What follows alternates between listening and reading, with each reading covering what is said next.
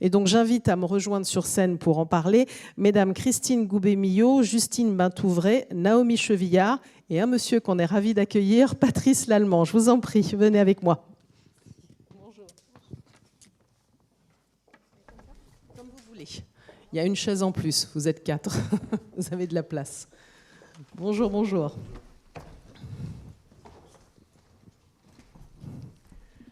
Merci. Voilà, vous avez de l'espace. Parfait. Merci beaucoup de m'avoir rejoint pour cette première table ronde sur, vous le voyez, un cadre réglementaire plus favorable. Comme le disait Daniel Bourg, il était ravi au début de cette université de nous parler aussi positivement, on va dire. Donc on va voir ça un petit peu plus concrètement, puis aussi se tourner aussi vers ce qui se passe du côté de Bruxelles, parce qu'on sait aussi que ça fait beaucoup bouger les lignes, si je puis dire. Alors un petit mot quand même pour vous présenter rapidement. Après, on va évidemment, chacun va rentrer dans le détail. Honneur aux hommes, je vais vous laisser vous présenter Patrice Lallemand, directeur des programmes immobiliers du groupe Elitis. Quelques mots.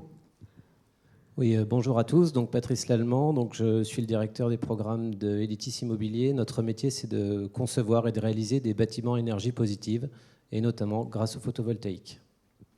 Alors évidemment, on va voir ça aussi en images, parce que c'est toujours bien de voir des images concrètes de réalisation. Naomi Chevillard, bonjour, qu'on avait accueillie ici il y a 2 ans, donc conseillère politique senior chez Solar Power Europe. Quelques mots pour présenter quand même. Rappelez-vous, je sais que vous venez régulièrement sur cet événement, mais pour tous ceux qui nous suivent, même les petits nouveaux. Oui, rien de plus à en dire. Solar Power Europe, c'est l'association industrielle, donc comme Enerplan, mais au niveau européen. Et voilà, je travaille pour cette association depuis un peu plus de 3 ans, mais je connais bien le cadre français, parce que j'ai eu le plaisir de travailler pour RTE avant ça, à Bruxelles. Justine Bintouvray, bonjour, merci d'être avec nous, qu'on retrouve aussi régulièrement sur cet événement, avocate associée chez LLC et associée. Bonjour. Normalement, ça doit fonctionner. Tous les micros fonctionnent, hein ? Oui. Bon. Voilà. Oui, bonjour à tous. Oui, effectivement, moi je suis avocat associé, responsable de la pratique droit des affaires et droit de l'énergie au sein du cabinet LLC et associé. Donc j'accompagne les acteurs publics et les acteurs privés à toutes les étapes de développement de leurs projets énergétiques, efficacité énergétique et production d'énergie renouvelable. Voilà, donc on va passer un petit peu en revue avec vous ce qui se passe au niveau réglementaire en France. Alors on va peut-être pas faire non plus un catalogue La Redoute, et puis certaines choses ont déjà été évoquées, mais il y a des points quand même qu'il faut soulever, puis parfois aussi les points qui fâchent, évidemment. Comme on dit, on veut toujours que ça aille plus vite. Et puis enfin, Christine Goubet-Millot, merci d'être avec nous, donc présidente de l'UFE, l'Union française de l'électricité. Peut-être quelques mots pour rappeler aussi, on va aussi apparaître derrière vous un peu ce qu'est cette Union française de l'électricité. Bonjour à tous et bonjour à toutes. Donc en effet, je représente l'ensemble des entreprises, syndicats professionnels qui représentent les acteurs du système électrique français, c'est-à-dire à la fois la production, tout type de production, mais aussi les réseaux de distribution de transport, les fournisseurs d'énergie et des nouveaux acteurs de la flexibilité qui sera tellement importante dans ce nouveau système électrique que nous sommes en train de construire tous ensemble. Voilà, puisqu'on vient de le dire, que la consommation évidemment d'électricité allait augmenter et que l'électricité aurait un rôle majeur à jouer à l'avenir. Alors, on va commencer par prendre un petit peu de recul. On a beaucoup parlé de la France, évidemment, en introduction, c'était tout à fait logique, mais je vais me tourner vers vous, Naomi Chevillard, pour en dire un peu plus. On le sait bien, il y a eu cette annonce Fit for 55, pour bien parler français, cet été de la part de la Commission européenne. Il y a des vraies ambitions, des objectifs aussi de production d'énergie renouvelable qui ont été rehaussés. Donc peut-être remettre aussi dans ce cadre-là. Oui, tout à fait. Alors, j'ai quelques slides qui visent plutôt à mettre un peu des slides de contexte, en fait, par rapport à l'importance du cadre réglementaire. Donc, si on va sur la prochaine slide. Donc, en effet, au niveau européen, on est en train de revoir tous nos objectifs climatiques. On a pris la décision de mettre, pour l'Europe, d'atteindre la neutralité climatique en 2050. Et maintenant, on revoit, en fait, les objectifs de décarbonation sectorielle pour que l'Europe arrive et tienne la trajectoire jusqu'à 2050. C'est pour ça qu'en juillet, le 14 juillet d'ailleurs, la Commission a proposé un nouvel objectif d'énergie renouvelable dans la consommation énergétique finale d'ici à 2030 à 40%. C'est plus haut que l'objectif qu'on avait décidé en 2018 qui était à 32%. Nous, on pense qu'on peut aller un petit peu plus loin pour le contexte. On pense qu'on peut atteindre 45% d'ici à 2030. 2 mots rapidement sur pourquoi. La première chose, c'est que l'objectif de 40% calculé par la Commission européenne, on pense qu'il sous-estime un peu le potentiel des capacités solaires. La Commission estime qu'on pourrait atteindre, si on a un objectif de 40%, on atteindra des installations solaires à 380 gigawatts, qui est légèrement au-dessus des objectifs actuels mis en place par les États fin 2019. Et on pense qu'on peut aller beaucoup plus loin. Nous, on voit un objectif, une installation d'ici à 2030 à plutôt 600 gigawatts, si on a cet objectif de 40%. Et ces objectifs de 600 gigawatts, on pense qu'on les atteindra assez rapidement. C'est le deuxième graphe que vous voyez en dessous. On a fait des projections sur l'évolution du marché si on continue à avoir la même tendance à la hausse du marché. Et on voit qu'on atteint rapidement 600 gigawatts à l'horizon 2030, en sachant que c'est difficile de faire des prédictions de marché au-delà de 4-5 ans. Quel est le rapport avec l'autoconsommation ? J'y viens dans ma deuxième slide. C'est que ces objectifs et ces niveaux d'installation solaire, on les atteindra uniquement si on développe l'autoconsommation et le solaire sur toiture. On a fait des simulations avec l'université technique de La Parenta en Finlande, où voilà, on a modélisé qu'est-ce que ça veut dire pour le solaire, ces objectifs en énergie renouvelable. Et on voit qu'il y a une grosse part, donc un peu plus de la moitié des installations solaires qui seraient des installations solaires sur toiture. Ça représente plus 400 gigawatts d'addition jusqu'en 2030 et un marché annuel en moyenne de 30 gigawatts contre un marché annuel de 8 gigawatts. Comment on arrive à ces niveaux ? C'est la question qui va nous occuper aujourd'hui. Il faut définir un cadre réglementaire pour ces installations sur toiture. On parle d'autoconsommateur, on commence même à parler, nous, de prosommateur, c'est-à-dire un autoconsommateur qui produit sa propre énergie, mais qui est aussi capable de répondre au signal du réseau et d'injecter sur le réseau. Et voilà, c'est tout l'enjeu aujourd'hui de définir ce cadre réglementaire. Je veux bien parler un peu des aspects européens. Mais peut-être pour finir, je pense qu'un autre élément qu'on doit vraiment avoir en compte quand on parle d'autoconsommation, c'est que les bénéfices, ils sont bien plus loin que les nouvelles capacités solaires. L'autoconsommation, c'est aussi améliorer l'acceptance publique. L'autoconsommation, c'est aussi avoir une utilisation raisonnable du foncier quand on développe le renouvelable. C'est aussi créer des emplois. L'autoconsommation et les installations sur toiture, c'est 50% plus d'emplois et des emplois locaux que les installations sur sol. Et aussi, c'est un avenir industriel parce que vous n'êtes probablement pas sans savoir qu'il y a des projets de production de panneaux solaires en Europe. Et un des premiers marchés que les industriels européens regardent, c'est évidemment le marché du solaire sur toiture. Et alors, l'un des grands enjeux, finalement, à travers ce que vous présentez, et ces chiffres et la place que doit jouer l'autoconsommation, c'est quels objectifs de politique publique aussi on mène pour arriver à ces objectifs-là. Est-ce que voilà, au niveau européen, on va revenir à la France dans un instant, il y a vraiment certains pays, on va dire, qui sont plus que jamais porteurs. On parle souvent des pays du Nord, mais vous avez quand même, on sent une accélération sur ces sujets-là, globalement. Oui, tout à fait. Un exemple, c'est que la Commission européenne, il y a 1 an, elle évoquait des objectifs de renouvelables timidement à 38-40%. Aujourd'hui, on est à 40% et on pense qu'on va tirer ça à la hausse parce que, par exemple, le Parlement européen se prononce plutôt vers des objectifs à 45%, voire plus pour les Verts. Et en effet, il y a des États très moteurs. La France en fait partie. Il y a aussi l'Espagne qui est très motrice, le Luxembourg.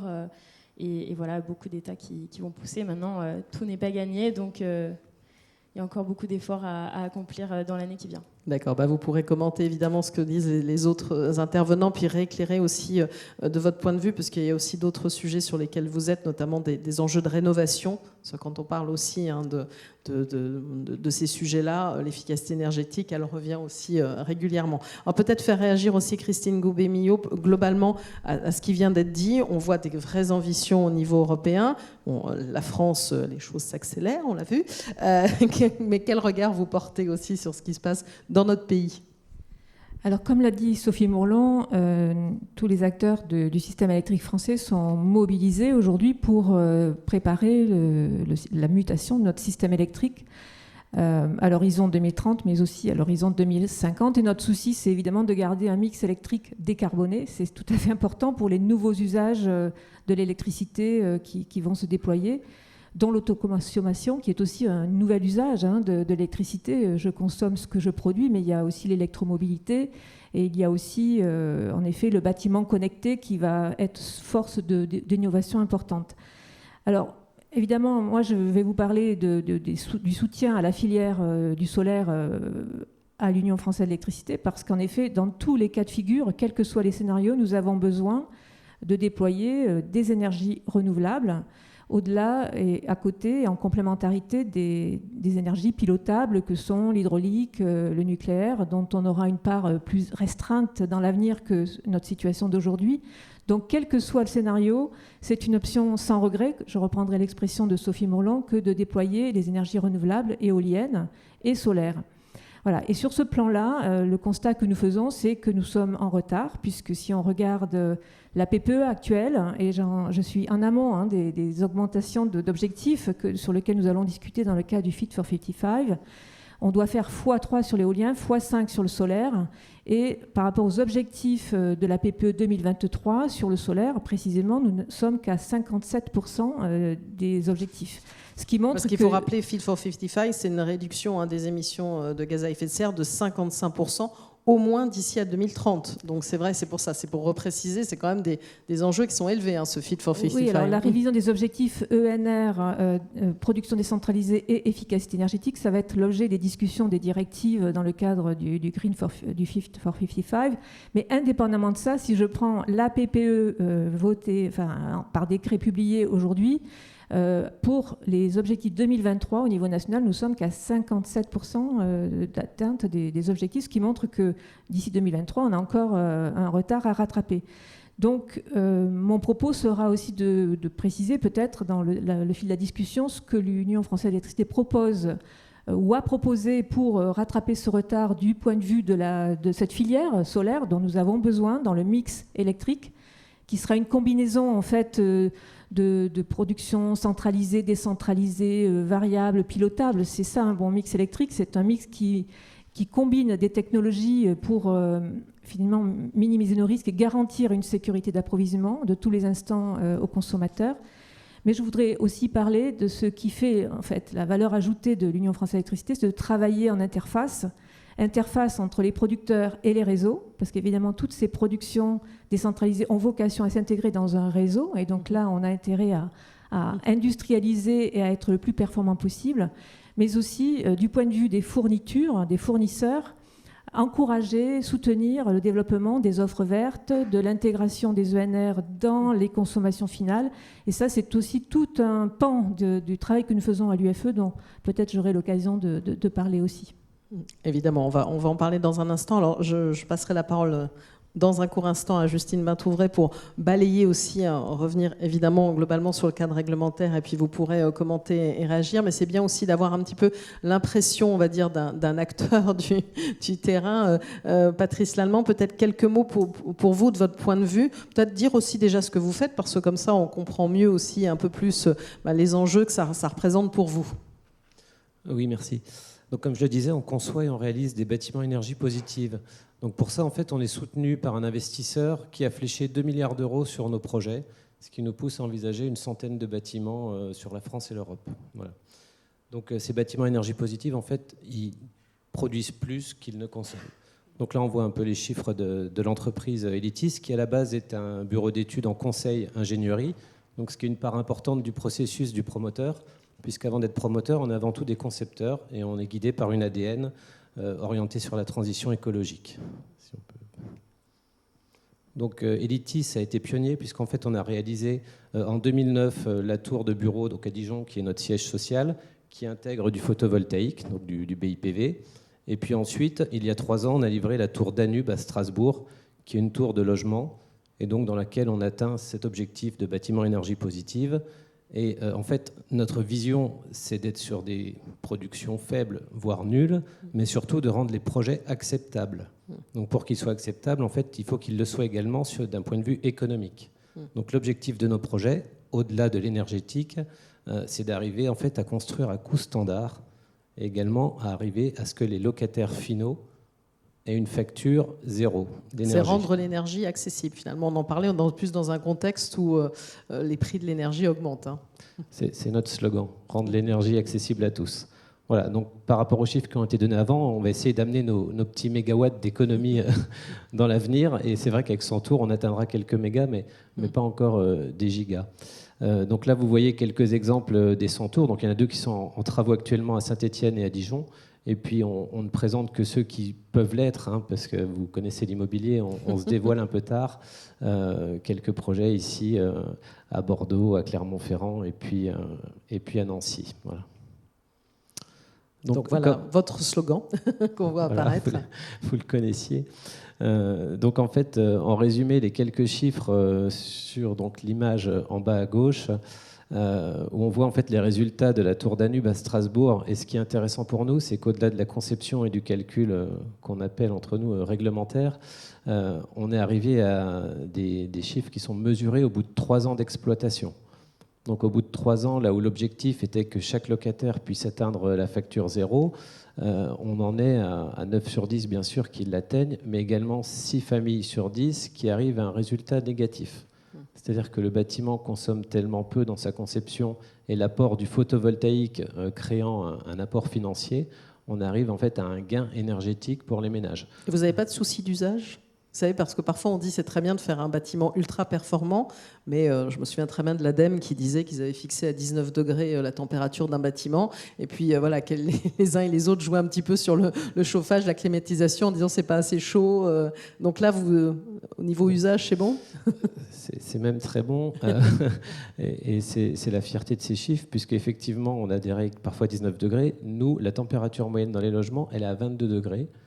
Et donc c'est pas très vertueux, mais c'est ce qu'on a pu, c'est ce qu'on a pu observer, et on fixe nos règles de calcul par nous-mêmes à 21 degrés, parce qu'on sait qu'effectivement à 19 degrés, on n'est plus ou moins dans l'acceptable. D'accord. Puis je dis ça parce qu'il paraît que les dames ont plus froid que les messieurs. Ouais. On permet de le signaler. Tout le monde aime son confort. Voilà. Donc voilà, pour être acceptable, des notions de confort, des notions économiques bien sûr, et également des notions que j'appellerais esthétiques, architecturales. Donc on va le voir sur les diapositives suivants. Ce qui est important, c'est de bien intégrer le photovoltaïque dans notre conception. Donc pour ça, en fait, c'est pour ça que je rappelais en fait l'origine d'Elitis, qui est plus un concepteur qu'un promoteur. En fait, dès les premiers coups de crayon des architectes, on est sur une conception bioclimatique très avancée, mais également on intègre dès le début le photovoltaïque, ce qui nous permet de l'intégrer, comme vous le voyez là, en façade. Donc sur nos tours, on a à peu près 400 mètres carrés sur la toiture, assez classique, mais également 800 mètres carrés sur les façades, en moyenne. Donc pour l'intégrer, il y a une notion bien sûr économique et technique qui est importante. Il faut que les architectes aient les bons modèles dès le départ. Donc il faut savoir que là, on voit sur l'image où on voit les photovoltaïques en mouchard à biais, on est sur les cellules plus classiques, alors que sur la façade où on voit quelques grues, on est sur des panneaux black, noir totaux, où il existe maintenant des modèles de panneaux photovoltaïques pour les façades de couleur verte, de couleur jaune, enfin avec des textures qui soient mates ou brillantes. Donc ça c'est important, parce qu'on parle beaucoup de réglementaire au niveau des textes, du tarif, mais pour rendre le photovoltaïque acceptable, il faut également communiquer et être pédagogue avec les collectivités sur le rendu final esthétique du photovoltaïque qui peut parfaitement s'intégrer dans les façades. Et puis de toute façon, c'est une obligation de nos jours, mais voilà, il faut aussi travailler là-dessus. Bon, après, ça fera certainement l'objet du débat. Mais voilà, nous, nos grandes questions, puisqu'on conçoit et on réalise ces bâtiments... Mais vous pouvez les lancer, comme ça va faire l'occasion du débat aussi. Alors, d'abord, peut-être celle qui est tout en bas, mais encore une fois, au-delà des tarifs, etc., si on veut passer le photovoltaïque, il faut faire évoluer toute la filière et tous les valideurs. Et nous, sur chacun de nos projets, on se heurte à des a priori, qu'ils viennent des bureaux de contrôle, des SDIS, des assureurs. Et ça, voilà, il y a beaucoup de travail à faire. Donc nous, en tant que pionniers, on essaye de faire... évoluer toute la filière de la construction sur ces problématiques, mais je peux vous dire au quotidien que c'est pas gagné. Voilà. Et puis ensuite, bien sûr, nos problématiques financières dans nos projets pour l'autoconsommation, puisque là, on est plutôt réinjecté sur nos projets. On a déjà des débuts d'études en autoconsommation, mais il faudra qu'on ait le matériel et les solutions de stockage qui rentrent dans l'économie de nos projets. Et puis on s'interroge sur le bilan carbone du photovoltaïque, puisque on parle beaucoup de la RE 2020. Nous, on sait qu'on n'a pas beaucoup de soucis avec l'énergétique. Par contre, en ce qui concerne le carbone, le photovoltaïque contribue pas dans le calcul thermique ou peu, et par contre pèse dans le calcul carbone. Donc voilà, c'est pas forcément un soutien pour. Oui, finalement, c'est pour rebondir, parce que la future réglementation, donc RE 2020, là, qui doit voir le jour le 1er janvier 2022, normalement. Là, alors on parle plus, vous qui faites du BEPOS, mais on parle plus de BEPOS. Hein. Là, on est revenu en arrière quand même. Et justement, c'est ça, c'est qu'installer du photovoltaïque, ça serait plus carboné que. J'essaye de comprendre ce qu'il y a derrière. Le photovoltaïque sur le cycle de vie, sur le carbone, va forcément peser, puisque c'est un élément rajouté. Alors nous, on essaye de l'intégrer, donc il peut venir au même niveau qu'un bardage, mais globalement, il pèse. Par contre, sur l'énergétique, on a peu évolué. Alors de ce qu'on voit pour l'instant, les moteurs de calcul ne sont pas encore prêts. Voilà, nos ingénieurs disent qu'ils n'arrivent pas encore à faire tourner tout ça. Mais le photovoltaïque, en fait, n'est pris que dans une part du bilan énergétique. Une petite part. Voilà. Donc, tant qu'il n'est pas autoconsommé. D'où l'intérêt d'autoconsommer. C'est vertueux aussi. Mais... Donc voilà, donc on s'interroge sur la capacité d'autoconsommer, sur l'équilibre de ça, peut-être des locations mobilières de batteries, qui pourraient être très clairement une solution pour nous, promoteurs. Voilà. Donc comme ça, vous avez lancé, on va dire, un petit peu aussi les échanges sur cette réglementation. Justine Bintrouvé, vous voulez peut-être réagir aussi à ce que vient déjà d'expliquer, puis après on va peut-être pas revenir sur certains cadres dont on a déjà parlé, mais d'autres quand même qui sont importants sur la réglementation. Oui, tout à fait. On a une succession de réglementations qui finalement est en train de nous dire que la solarisation des toitures, du foncier devient la norme. Alors, il y a la RE 2020, il y a effectivement le Fit for 55, il y a le décret tertiaire, il y a la loi climat et résilience, il y avait la loi énergie-climat. Donc aujourd'hui, on a vraiment énormément de textes qui s'appliquent à nous. Donc le premier enjeu, c'est d'abord de bien cartographier les obligations qui s'appliquent à tous.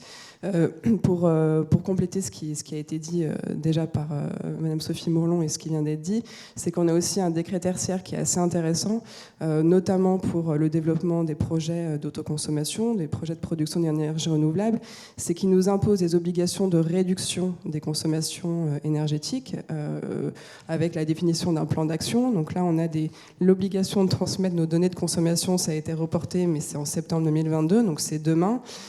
Avec plusieurs formules de calcul, donc où il faut prendre une année de référence pleine postérieure à 2010 pour transmettre ces données de consommation.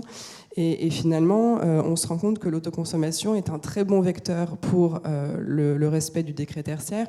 Pourquoi ? Parce que dans les formules de calcul de ces niveaux de consommation, il y a notamment, il n'y a pas le calcul de l'énergie soutirée sur le réseau qui fait l'objet d'une facturation et d'un comptage. Donc finalement, on se rend compte et on a travaillé avec des bureaux d'études sur le sujet, l'autoconsommation permet de respecter parfois la quasi-intégralité des obligations au titre du décret tertiaire.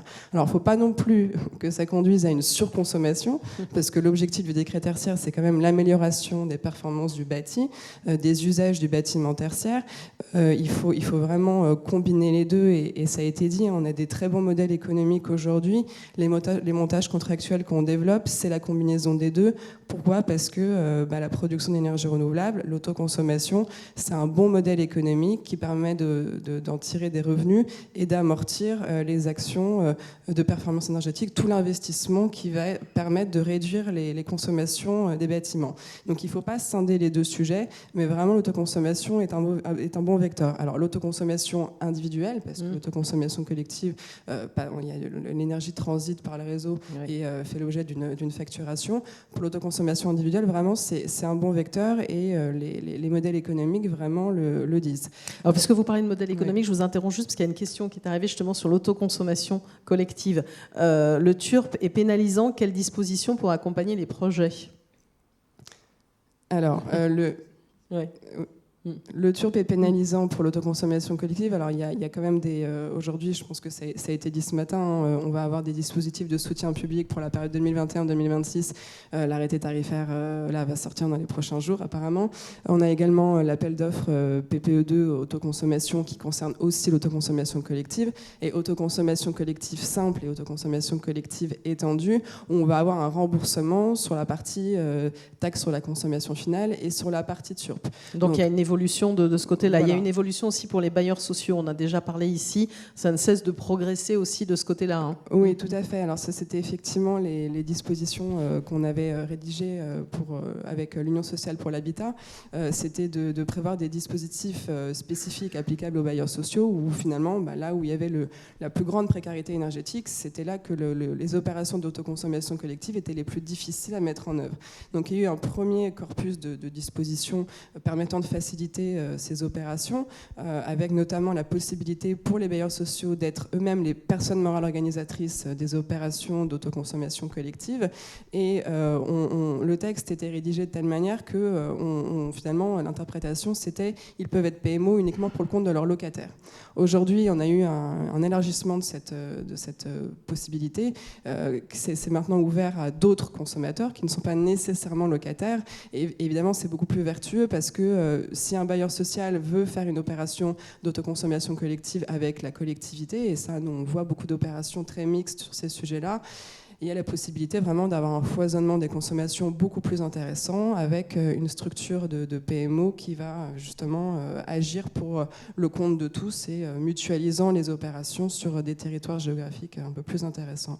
Alors je sais que Christine Gobet-Millot voulait réagir, donc allez-y, n'hésitez pas, c'est l'objectif, hein, si vous voulez les uns et les autres commenter. Oui, je veux revenir sur la question qui a été posée sur le TURP pénalisant. Évidemment, c'est l'autoconsommation, elle est bénéfique, et c'est une opportunité tant pour le consommateur qui va faire une économie sur sa facture que finalement en termes de production d'énergie renouvelable globalement pour le système électrique, je le redis. Voilà. Après, effectivement, vous le savez, le TURP comporte une partie sur l'énergie consommée et une partie de charges fixes pour entretenir le réseau national qui réassure l'ensemble des consommations. Et en effet, l'économie se fait sur la partie facture énergie. En revanche, la partie fixe de couverture des charges du réseau reste, en effet, et ça c'est normal. Je dirais que c'est équitable par rapport au fait que les autoconsommateurs bénéficient quand même du réseau pour injecter leur surplus ou pour en réassurance également. Donc le réseau a une fonction de réassurance qui, comme la protection sociale, ça a un coût, ça a un prix. Voilà, et ceci est équitablement un financement pour le réseau national.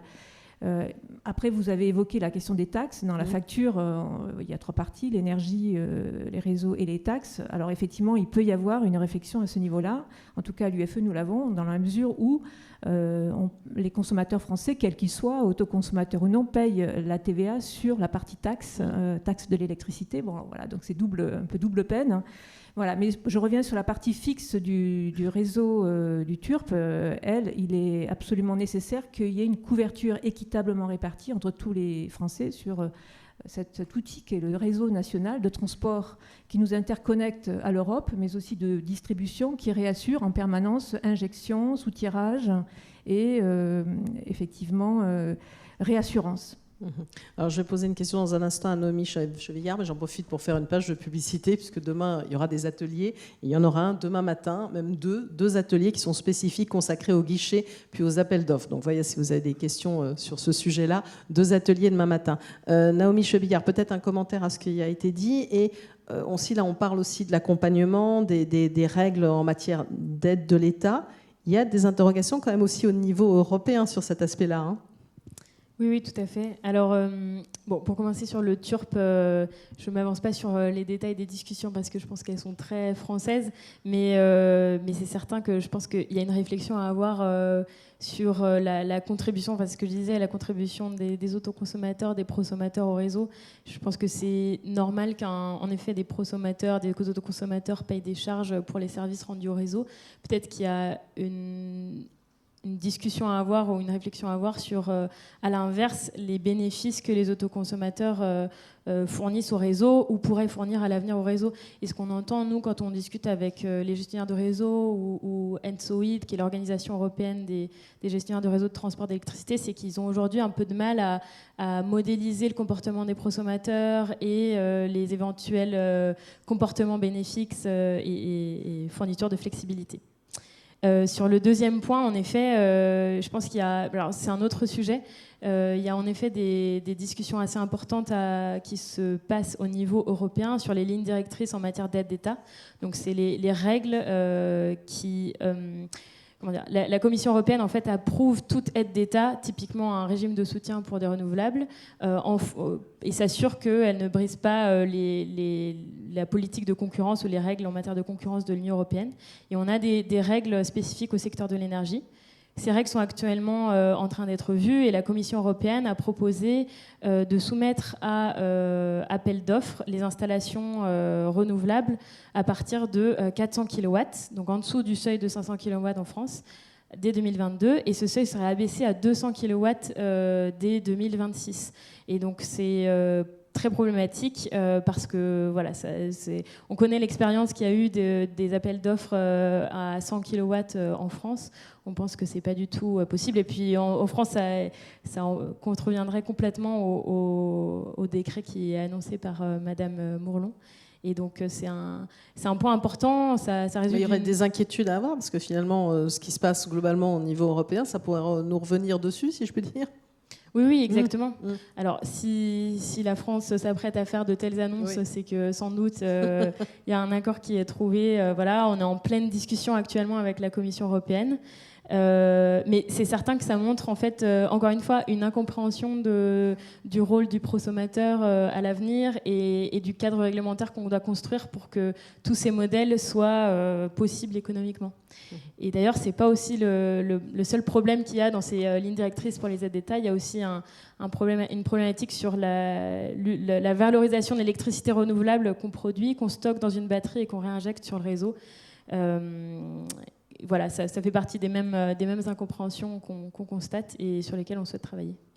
Alors des incompréhensions, Justine Matouvré, il y a aussi, même dans la réglementation en France, d'un côté on en parlait de cette loi climat et résilience qui annonce de nouvelles obligations pour solariser les nouveaux bâtiments commerciaux, artisanaux, industriels, entrepôts et hangars de plus de 500 m² et les bâtiments de bureaux de plus de 1000 m² qui devront végétaliser ou solariser 30% de leur surface. Donc ça, c'est dans la loi. Puis d'un autre côté, voilà, on parlait de RE 2020 en disant que finalement, on revenait un peu en arrière par rapport au BEPOS. On est un peu schizophrène aussi, décidément, en France.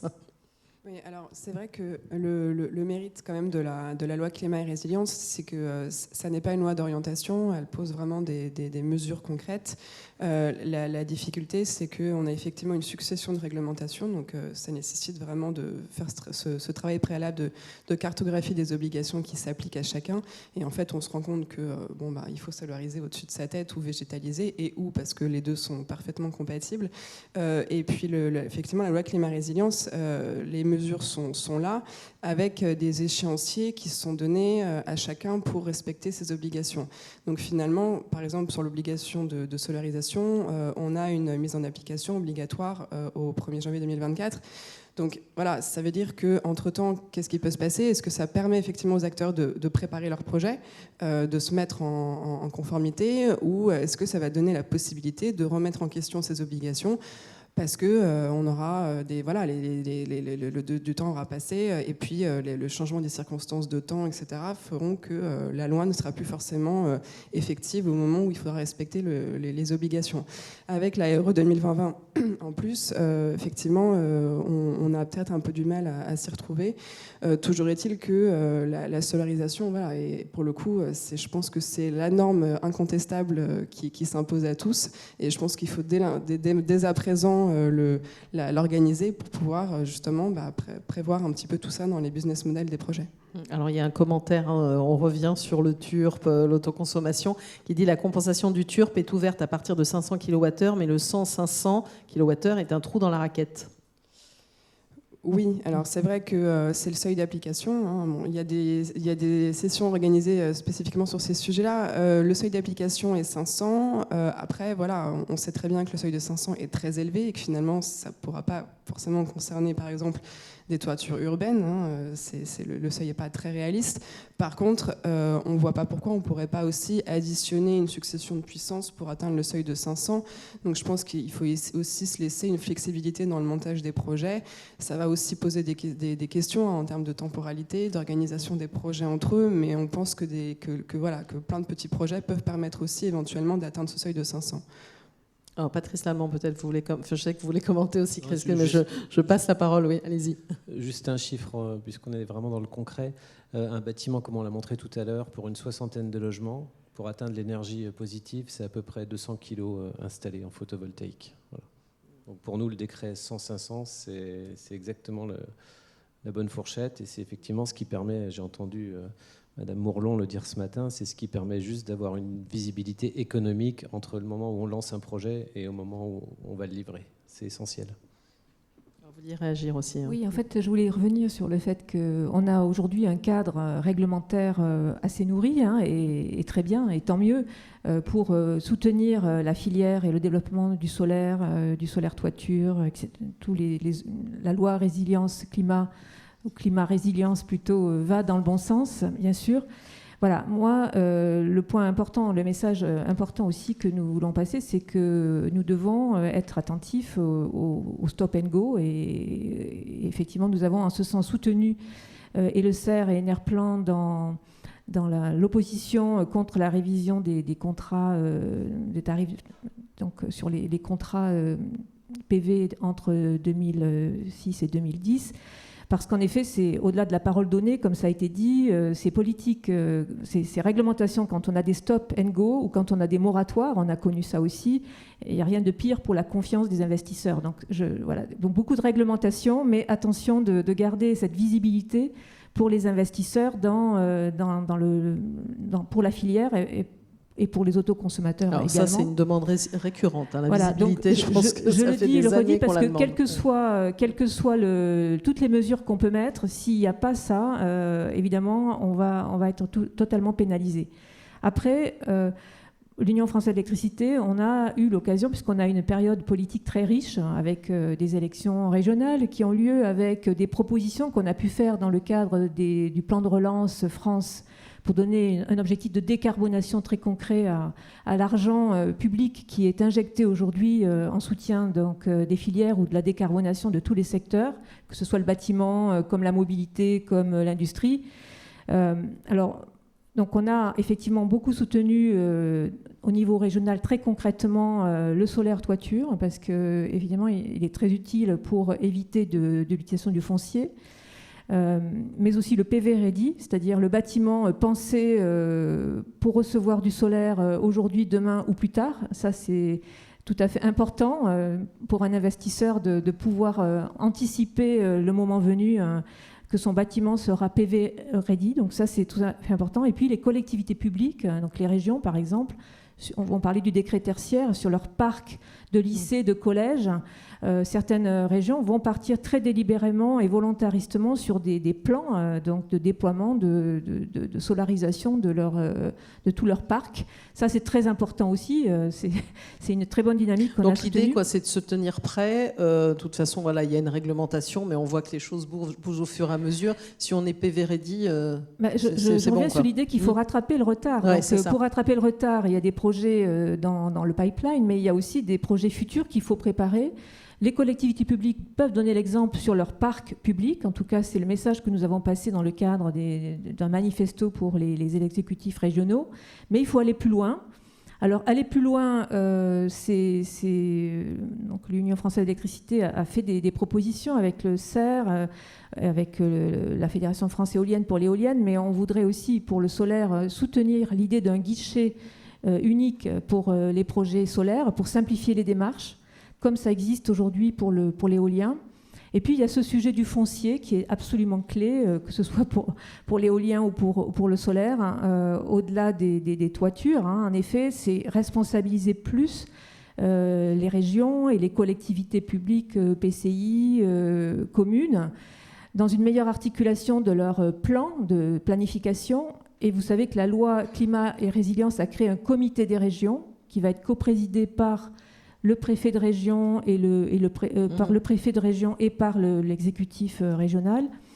Et l'idée, en effet, c'est de faire en quelque sorte des sortes de PPE régionales avec des sous-objectifs régionaux, mais aussi que tous les acteurs des territoires travaillent ensemble. Donc, je cite bien sûr les régions, mais aussi les EPCI, mais aussi les acteurs économiques, mais aussi les gestionnaires de réseaux, pour faciliter l'intégration des énergies renouvelables et du solaire dans le réseau, dans le système électrique, et la réalisation des projets, mais aussi pour évaluer le foncier disponible. Et ça, c'est vraiment un travail d'anticipation pour rattraper le retard, celui que nous avons déjà aujourd'hui et celui que potentiellement on pourra avoir plus tard, parce que la France est quand même un très beau potentiel sur le solaire. Donc il n'y a pas de raison qu'on ne soit qu'à 2,8% sur les consommations de production solaire. Évidemment, d'autres pays plus nordiques ont plus je citerai l'Allemagne, où on est plutôt vers 10%. Donc on voit bien le potentiel que nous avons. Voilà, mais sur le foncier, il y a un vrai travail d'anticipation à faire au niveau très concret des territoires pour identifier effectivement des zones en friche, des terrains qui seront... alors, pour le coup, solaire ready, pour reprendre l'expression du bâtiment PV ready. Donc voilà, je pense qu'il faut anticiper en mettant des territoires solaire ready pour ouvrir cela à des projets. Alors, puisque justement, quelque part, vous parlez des régions, de l'engagement, on voit qu'on leur donne aussi de plus en plus de responsabilités. Le sujet aussi qui est indiqué aussi derrière vous sur l'écran et dont on peut parler, Justine Bintouvray, c'est les communautés locales d'énergie, dont on avait déjà commencé à parler il y a 1 ou 2 ans ici dans cette université. Oui, donc c'est vrai que c'est un dispositif qui nous vient de nos directives européennes, la directive RED 2, la directive sur le marché de l'électricité, qui a été un dispositif transposé dans le cadre de la loi énergie-climat, où là on n'a pas eu une modification du texte européen. Et ensuite, nous avons vu l'ordonnance du 3 mars 2021, et là un décret d'application qui est en cours d'élaboration. Voilà, donc on a aujourd'hui effectivement un dispositif assez intéressant, que ce soit les communautés énergétiques citoyennes ou les communautés d'énergie renouvelable, donc deux dispositifs qui se ressemblent mais qui sont différents. Voilà, donc on ne va pas rentrer dans toutes les subtilités des deux catégories de communautés. Toujours est-il que c'est un dispositif intéressant dans la mesure où ça permet de produire, consommer, vendre de l'énergie, stocker de l'énergie. Ça permet d'avoir recours à des services énergétiques, donc de type mobilité électrique, mobilité hydrogène, l'efficacité énergétique aussi, qui est un des services que l'on peut intégrer dans ces communautés-là. Donc pour le développement des circuits courts de l'énergie, c'est véritablement intéressant. Après, évidemment, l'objectif pour que ces communautés soient efficaces, c'est qu'on puisse faire aussi évoluer l'existant vers ces communautés. Et naturellement, par rapport aux opérations d'autoconsommation collective qu'on a pu monter aujourd'hui, soit avec des associations, soit avec des collectivités qui sont elles-mêmes personnes morales organisatrices, le dispositif communauté, on rencontre quelques difficultés aujourd'hui, justement, de préfiguration des opérations d'autoconsommation collective vers les communautés.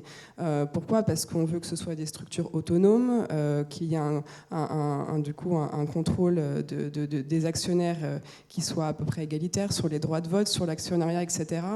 Ça préfigure aussi une forme d'obligation d'hétérogénéité des membres. Donc, est-ce qu'il ne peut y avoir du coup qu'un membre dans ces communautés ? Et on voit les opérations aujourd'hui, des syndicats d'énergie qui ont monté plusieurs opérations d'autoconsommation collective, qui sont seuls avec leur collectivité. Est-ce qu'elles peuvent évoluer vers une communauté ? Est-ce qu'elles doivent forcément intégrer des PME, voilà, et des citoyens? Il faut inciter évidemment à fédérer tous les acteurs locaux, mais est-ce que ça n'est pas un frein finalement aussi au développement de ces projets? Donc ça, c'est un des premiers points. Les textes sont en cours de préparation, donc à mon avis, on y verra beaucoup plus clair dans les prochains mois. Voilà, mais vraiment l'articulation des deux dispositifs, aujourd'hui, on sait que ça pose des difficultés aux acteurs. Nous, ça nous impose pour faire évoluer les projets. Aussi sur les échanges d'énergie, la communauté doit se réaliser dans le cadre d'une autoconsommation collective, quid du périmètre, des échanges possibles, qu'est-ce qu'on va faire d'un réseau IRVE dans ces communautés, 2 km basse tension, réseau de distribution, 20 km sur exception. Voilà, donc il y a plein de choses à faire, mais c'est vrai que, et c'est tous les travaux qui sont menés par notamment Enerplan, bien sûr, pour clarifier tout ça, mais bon, le montage de projet est un peu plus complexe que ce que le texte prévoit en termes d'ambition de structuration de ces communautés. Alors peut-être que Naomi Chevillard peut commenter, puisque c'est un cadre européen, justement, au départ, ces enjeux de communautés locales d'énergie. Oui, comme vous l'avez précisé, c'était une définition qui avait été introduite dans la directive d'énergie renouvelable. C'est une définition qui est intéressante parce qu'en effet, elle pose un cadre juridique pour une organisation.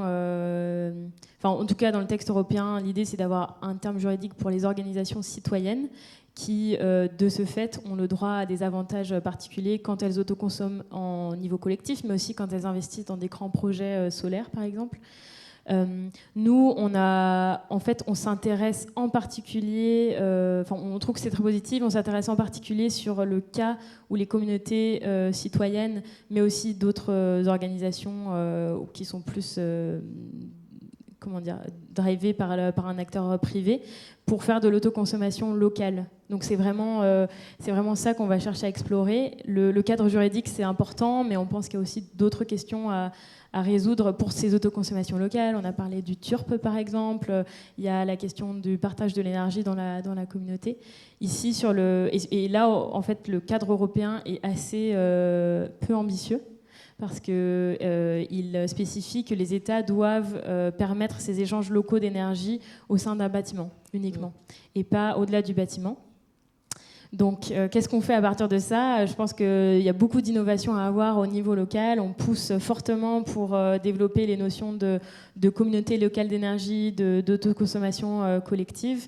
Maintenant, ça ne doit pas forcément être régulé au niveau européen. On pousse la Commission européenne, par exemple, et les États à échanger des bonnes pratiques pour que ces schémas se développent. Après, voilà, il y a encore beaucoup d'innovations locales.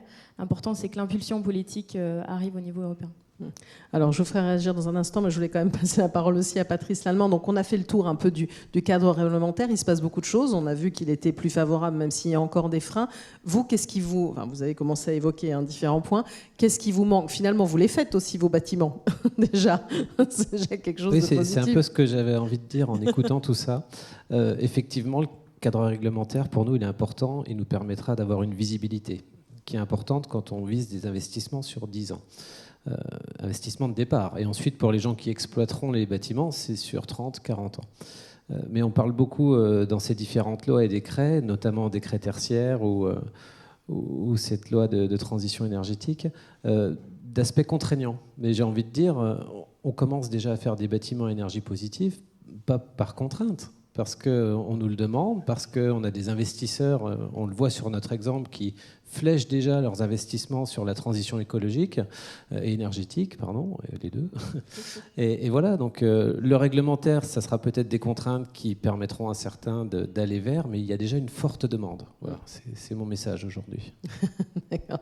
Christine Gobet-Millot, vous voulez réagir ? Oui, sur les communautés énergétiques locales ou communautés citoyennes, je pense qu'en effet, l'intérêt, c'est de penser système au niveau local. Comme nous, au niveau national, on a besoin de penser système, c'est-à-dire production, distribution, fourniture, flexibilité, à une maille nationale. Les communautés énergétiques locales, elles, c'est la possibilité à une maille au-delà de l'individu, de penser, alors c'est mon expression, elle est peut-être penser système, c'est-à-dire penser globalement, responsabiliser sur l'utilisation de l'électricité dans tous ses usages.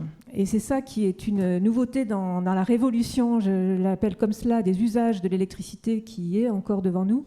C'est qu'en effet, on ne va pas regarder production, bâtiments connectés et puis mobilité séparément. On a besoin de penser une forme d'optimisation qui est en fait finalement une forme de responsabilisation. Donc on parlait de prosumers tout à l'heure.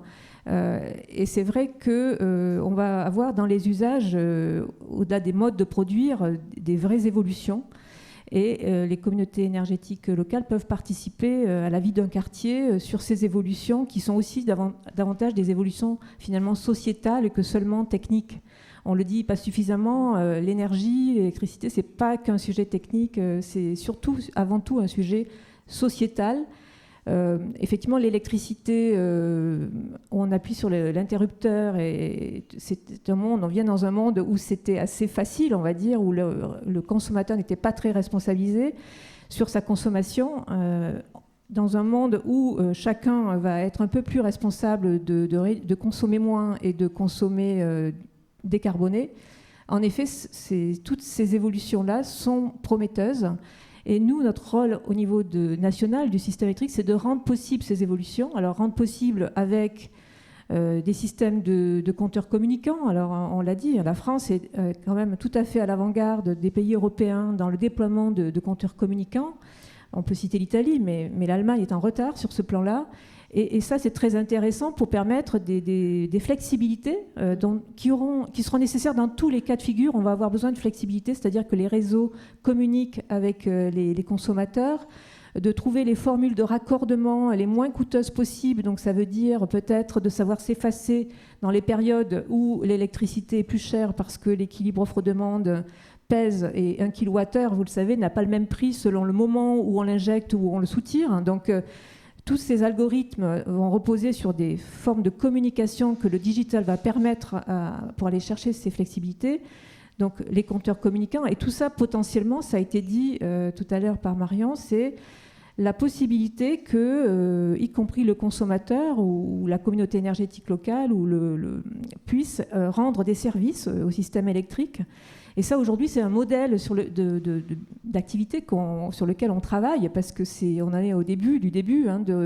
Voilà, c'est quoi les services qu'on peut rendre? Alors, si on a des batteries V2G sur la mobilité électrique, ça sera, je crois, le thème d'une des tables rondes après.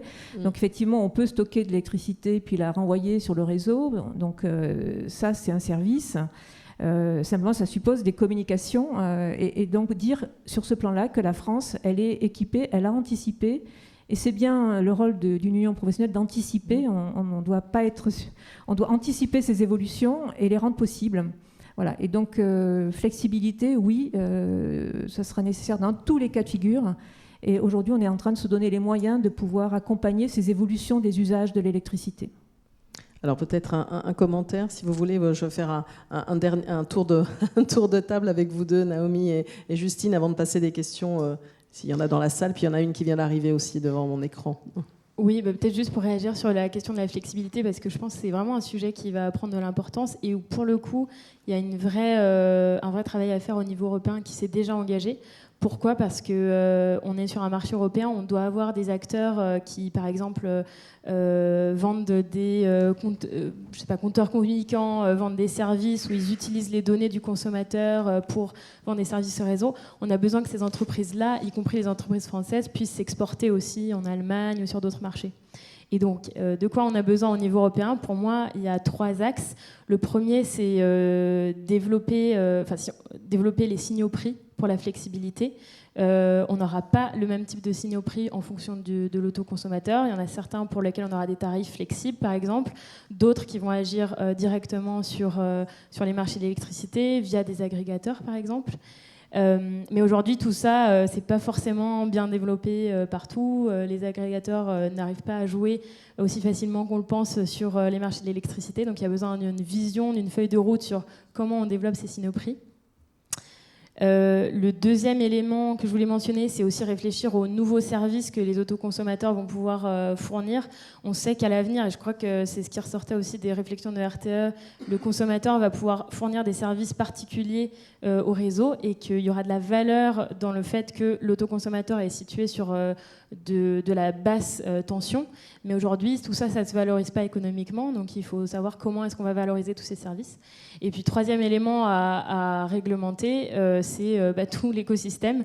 J'ai mentionné par exemple les questions de données. Imaginez une entreprise française qui développe un business model basé sur l'agrégation en France, où il a besoin de récupérer les données françaises, je sais pas, sur un fichier Excel, et puis en s'exportant en Italie, le fichier Excel n'est pas du tout le même, donc il faut refaire le travail de comprendre, etc. Et il y a des questions comme ça vraiment importantes à réglementer. Justine Bain-Touvray, vous voulez ajouter quelque chose ? Par rapport à ce qui vient d'être dit, effectivement, donc on a parlé des contraintes qui demeurent, parce que la réalité du montage de projet aujourd'hui, en tout cas, nous fait remonter ces difficultés. Après, on peut aussi les dépasser, on l'a vu.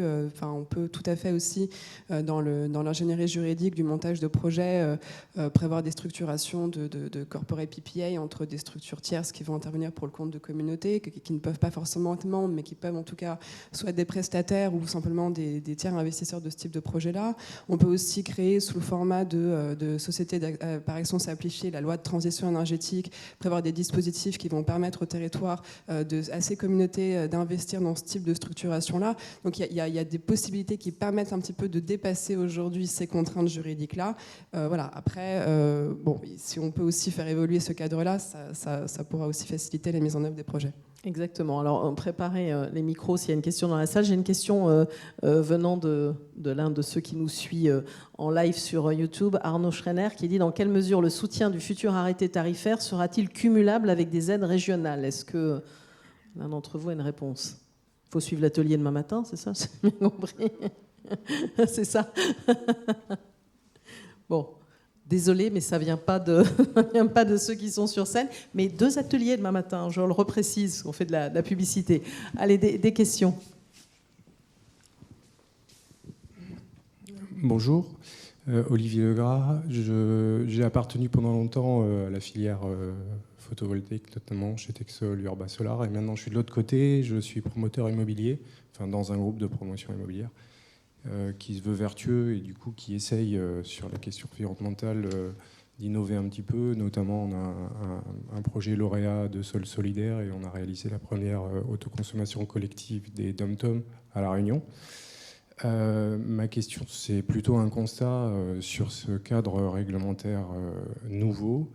L'obligation de végétaliser ou de solariser les toitures, elle est déjà applicable puisqu'elle a été retranscrite dans le code de l'urbanisme pour tous les bâtiments tertiaires supérieurs à 1000 m² déclarés. Donc il y en a déjà beaucoup qui sont en cours, et notamment pour avoir un permis de construire aujourd'hui et depuis presque un an.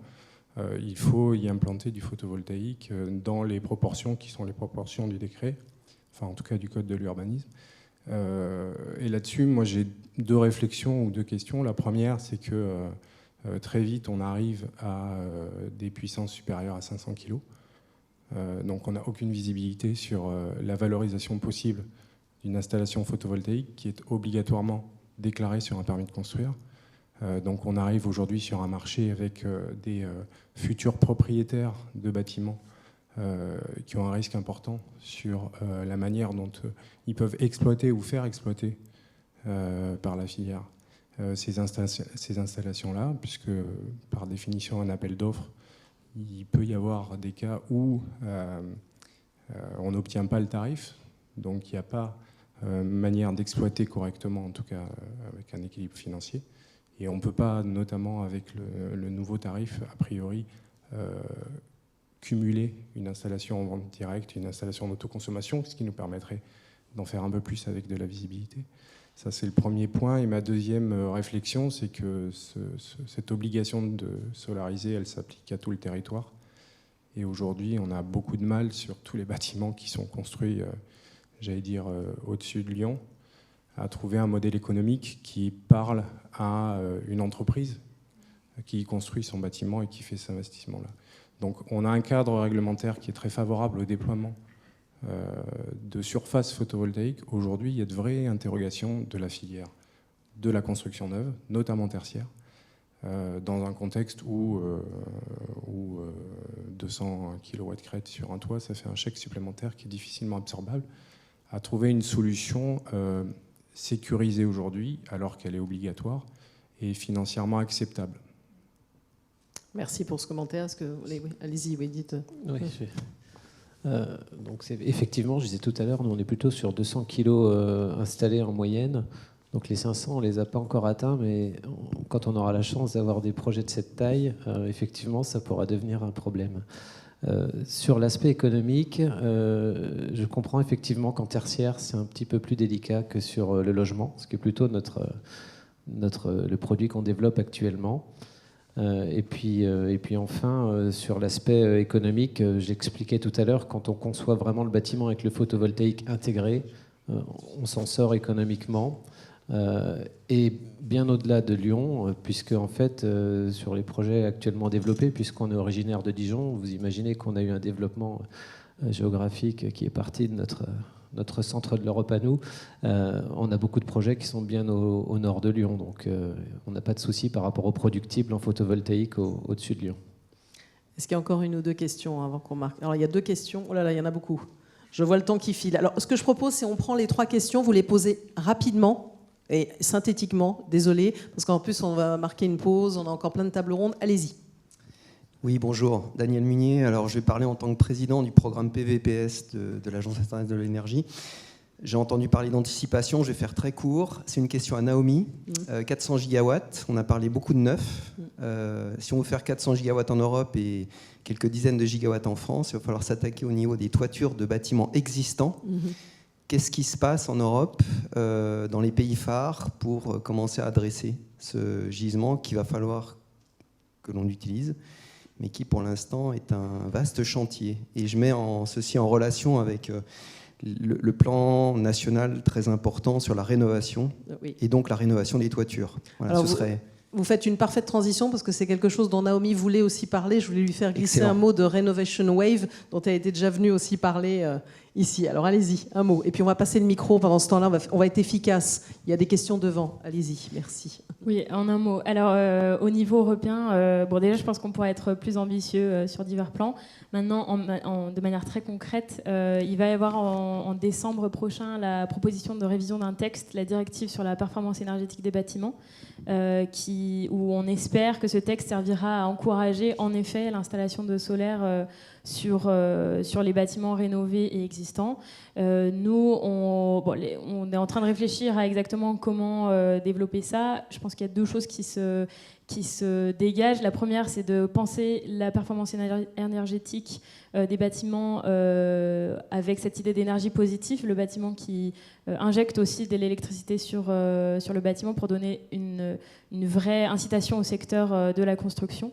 Et la deuxième chose, c'est réviser les politiques de construction pour faire en sorte qu'au moins les toitures soient prêtes à avoir du solaire. Mais de manière générale, je pense qu'il y a aussi une vraie réflexion à avoir sur la stratégie, la vision qu'on a sur le développement des bâtiments en Europe. Et ça passe par exemple par les politiques en matière d'aide d'État. Avoir des cadres où on n'a pas des appels d'offres si bas, où on encourage tout le développement du solaire sur toiture.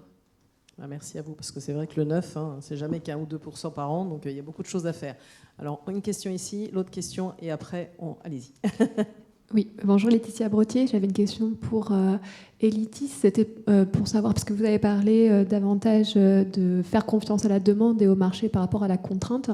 Moi, je voulais savoir votre regard par rapport au futur label qui pourrait y avoir en marge de la RE 2020. Est-ce que ça vous motiverait? Est-ce que vous pensez que le marché pourrait prendre une autre ampleur, le marché du BIPOS, ou est-ce que vous ne l'attendez pas, puisqu'il n'y en a pas besoin?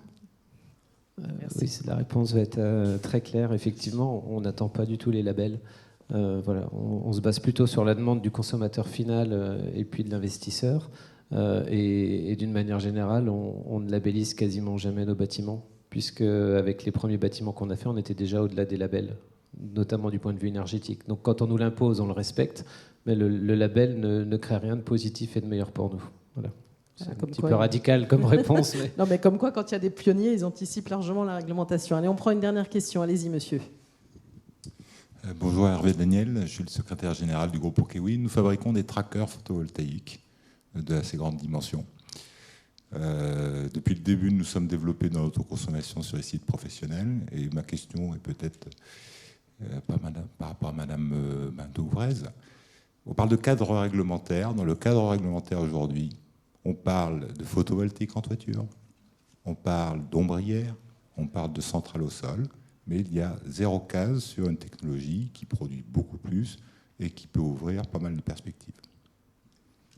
Oui, alors, la difficulté, effectivement, vous avez raison, c'est qu'on a un cadre juridique quasiment inexistant et que avant de parler, d'amorcer des dispositifs de soutien, il faut d'abord faire un gros travail de définition.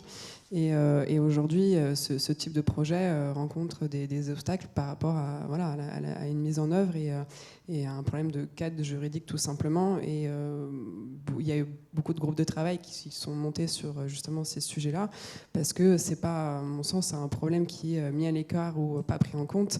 C'est simplement un travail réglementaire à faire de dispositifs qui sont pas encore au point, effectivement. Mais peut-être que d'autres voudront réagir, mais... Vous voulez rajouter un mot ? Non ? Allez-y, vous avez peut-être dire qu'on a besoin de toutes les options qu'offre le solaire pour l'additionnalité des productions renouvelables, donc pour le mix futur, pour contribuer à la flexibilisation des usages de l'électricité, et puis aussi pour... le marché de détail, donc ça c'est un volet dont je n'ai pas parlé, mais sur lequel nous travaillons beaucoup, c'est le soutien de la possibilité de proposer des offres vertes. Donc vous savez que l'électricité n'est pas traçable, mais on essaie quand même de le faire avec des garanties d'origine. Et les fournisseurs aujourd'hui, qu'ils soient entreprises locales de distribution ou plus gros acteurs, ou plus petits acteurs, proposent des formules d'offres vertes. Et donc là, en effet, avec l'ADEME, on travaille à ce que ce label d'offres vertes, on ait véritablement une transparence pour le consommateur. Oui, parce qu'il y a besoin d'une garantie d'origine, mais avec du local. Parce que voilà, parfois, parce qu'effectivement, tout ça est un peu compliqué pour le consommateur. Et quand j'achète offre vert, j'achète un peu plus cher parce que je contribue au mix ENR et au développement de la filière. Voilà, mais qu'est-ce que j'achète ? Donc la question d'un label, alors je sais que les labels, il faut toujours faire mieux que les labels, hein, en effet, c'est la vie, mais à minima, donner une forme de transparence au consommateur sur le fait qu'il va payer plus cher quelque chose qui va être vraiment servir à développer les énergies renouvelables dans notre pays. Et bien voilà, donc c'est un volet qui est très important aussi pour soutenir la filière. Et il y a aussi un autre élément, alors avec je vais vous le le demander en 30 secondes. Hein, voilà, sur le développement des PPA. Alors les PPA sont des contrats. On va en parler cet après-midi de PPA. Voilà, donc je le dis aussi parce que c'est un sujet de travail avec les flexibilités où on a aussi beaucoup à ouvrir de champs au-delà des questions tarifaires. Hein. C'est développement pour donner de la visibilité moyen-long terme à des consommateurs, notamment des consommateurs électro-intensifs. Voilà, les PPA, donc on a un exemple très célèbre entre la SNCF et Voltalia d'un PPA à l'horizon avec à 10-15 ans. Voilà, ça aussi c'est quelque chose sur lequel nous devons travailler pour pouvoir accompagner à l'aval, je vais dire, sur le marché de détail et sur les consommateurs électro-intensifs, l'usage et la consommation d'énergie renouvelable, ce qui va nous amener à développer finalement les productions dont on a besoin dans un mix électrique plus diversifié. Il y a des PPA aussi qui puissent être ouverts à des plus petites structures comme des PME, parce qu'évidemment, pour le moment, c'est les plus grands qui les signent. Bon, on pourrait repartir sur tout un débat. On a parlé de cadre réglementaire, mais on a ouvert plus largement. Désolé d'avoir un peu accéléré le mouvement, mais on a encore une autre table ronde après, notamment sur le sujet du PV et de l'électromobilité. Merci beaucoup à tous les quatre. On peut vous applaudir. On va donc marquer une pause d'un quart d'heure. Ne vous éloignez pas trop pour ceux qui sont ici dans la salle et on se retrouve pour la table ronde suivante. Merci.